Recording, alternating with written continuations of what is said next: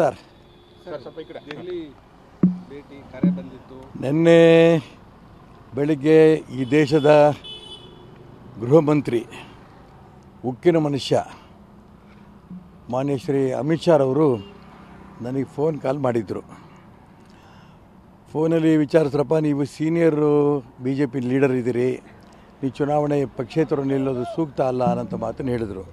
ನಾನು ಅವ್ರಿಗೆ ಹೇಳಿದೆ ಯಾಕೆ ನಿಲ್ತಾ ಇದ್ದೀನಿ ಅಂತ. ಒಂದು, ಕರ್ನಾಟಕ ರಾಜ್ಯದಲ್ಲಿ ಕಾಂಗ್ರೆಸ್ ಸಂಸ್ಕೃತಿ ಯಾವ ರೀತಿ ಕೇಂದ್ರದಲ್ಲಿ ಸೋನಿಯಾ ಗಾಂಧಿ, ರಾಹುಲ್ ಗಾಂಧಿ ಒಂದು ಕುಟುಂಬದ ಕೈಯಲ್ಲಿ ಕಾಂಗ್ರೆಸ್ ಇದೆ, ಅದನ್ನು ಮುಕ್ತ ಮಾಡಬೇಕು ಅಂತ ಅಂದ್ಕೊಂಡು ಮೋದಿ ಅಮಿತ್ ಶಾ ಪ್ರಯತ್ನ ಮಾಡ್ತಿದ್ದಾರೆ. ಆದರೆ ಕರ್ನಾಟಕ ರಾಜ್ಯದಲ್ಲೂ ಕೂಡ ಅದೇ ಒಂದು ಅಪ್ಪ ಮಕ್ಕಳ ಕೈಯಲ್ಲಿ ಭಾರತೀಯ ಜನತಾ ಪಾರ್ಟಿ ಇದೆ. ಇದನ್ನು ಮುಕ್ತ ಮಾಡಬೇಕು ಅನ್ನೋಂಥ ಉದ್ದೇಶದಲ್ಲಿ ನಾನು ಚುನಾವಣೆ ಸ್ಪರ್ಧೆ ಮಾಡ್ತಿದ್ದೀನಿ ಅನ್ನೋಂಥ ಅಂಶವನ್ನು ಕೂಡ ಮಾನ್ಯ ಅಮಿತ್ ಶಾ ಅವರು ತಿಳಿಸಿದೆ. ನಂಬರ್ 1. ನಂಬರ್ 2, ಈ ಹಿಂದೂ ವಿಚಾರದಲ್ಲಿ ಹೋರಾಟ ಮಾಡ್ಕೊಂಬಂದಿರೋಂಥ ಅನೇಕ ವ್ಯಕ್ತಿಗಳನ್ನ ಪಕ್ಕಕ್ಕೆ ಸರಿಸ್ಯಾರೆ. ಅದು ಸಿ ಟಿ ರವಿ ಇರ್ಬೋದು, ಪ್ರತಾಪ್ ಸಿಂಹ ಇರ್ಬೋದು, ಬಸವನಗೌಡ ಪಾಟೀಲ್ ಯತ್ನಾಳ್ ಇರ್ಬೋದು, ಅದು ಅನಂತಕುಮಾರ್ ಹೆಗಡೆ ಇರ್ಬೋದು, ಅದೇ ಮಾನ್ಯ ಸದಾನಂದ ಗೌಡ ಇರ್ಬೋದು, ಎಲ್ಲ ಹಿಂದೂ ವಿಚಾರಗಳು ಹೋರಾಟ ಮಾಡ್ಕೊಂಬಂದಿರೋಂಥ ನಾಯಕರುಗಳನ್ನು ಪಕ್ಕಕ್ಕೆ ಸರಿಸ್ತಾ ಇದ್ದಾರೆ. ಈ ಅಂಶವನ್ನು ಕೂಡ ನಾನು ಅವರಿಗೆ ಹೇಳಿ ಅದ್ರ ವಿರುದ್ಧವಾಗಿ ನಾನು ಹೋರಾಟ ಮಾಡ್ತಿದ್ದೀನಿ. 3ನೇದು, ಅಡ್ಜಸ್ಟ್ಮೆಂಟ್ ರಾಜಕಾರಣ. ಈ ಮೊನ್ನೆ ತನಕನೂ ಕೂಡ ಶಿಕಾರಿಪುರದಲ್ಲೂ ಅಡ್ಜಸ್ಟ್ಮೆಂಟ್ ರಾಜಕಾರಣ ಮಾಡಿಕೊಂಡು ಒಬ್ಬ ಸಾದರಲಿಂಗಾಯತ ವ್ಯಕ್ತಿ ನಾಗರಾಜ್ ಗೌಡ ಅವನ್ನೂ ಸೋಲಿಸಿದ್ರು. ಹಿಂದುಳಿದ ವರ್ಗದ ಒಬ್ಬ ವ್ಯಕ್ತಿ ಕಾಂಗ್ರೆಸ್ಸಿಂದ ಚುನಾವಣೆ ಸ್ಪರ್ಧೆ ಮಾಡಿಸಿ ಅವನ್ನೂ ಸೋಲಿಸಿದ್ರು. ಈ ರೀತಿ ತನ್ನ ಮಗನಿಗೋಸ್ಕರ ರಾಜಕಾರಣದಲ್ಲಿ ಹೊಂದಾಣಿಕೆ ರಾಜಕಾರಣ ಮಾಡ್ಕೊಂಡಿದ್ದಾರೆ ಅಂತ ಅಂಶವನ್ನು ಅವ್ರ ಗಮನಕ್ಕೆ ತಂದೆ. 3.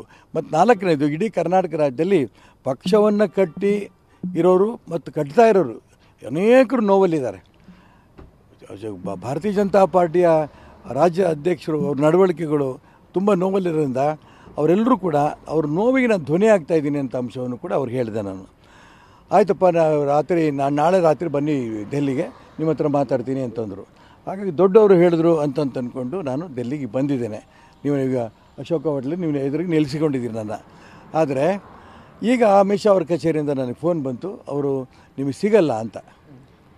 ಇದರ ಅರ್ಥ ಅಮಿತ್ ಶಾ ಅವರು ಚುನಾವಣೆಗೆ ಈಶ್ವರಪ್ಪ ನಿಲ್ಲಿ ಮತ್ತು ರಾಘವೇಂದ್ರ ಸೋಲ್ಲಿ ಅನ್ನೋಂಥ ಅಭಿಪ್ರಾಯದಲ್ಲಿ ಅವರಿದ್ದಾರೆ.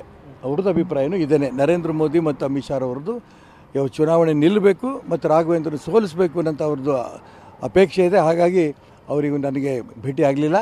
ನಾನು ನರೇಂದ್ರ ಮೋದಿ ಮತ್ತು ಅಮಿತ್ ಶಾ ಅವರ ಆಶೀರ್ವಾದದಿಂದ ಈ ಚುನಾವಣೆ ಸ್ಪರ್ಧೆ ಮಾಡ್ತೇನೆ, ರಾಘವೇಂದ್ರ ಸೋಲಿಸ್ತೇನೆ.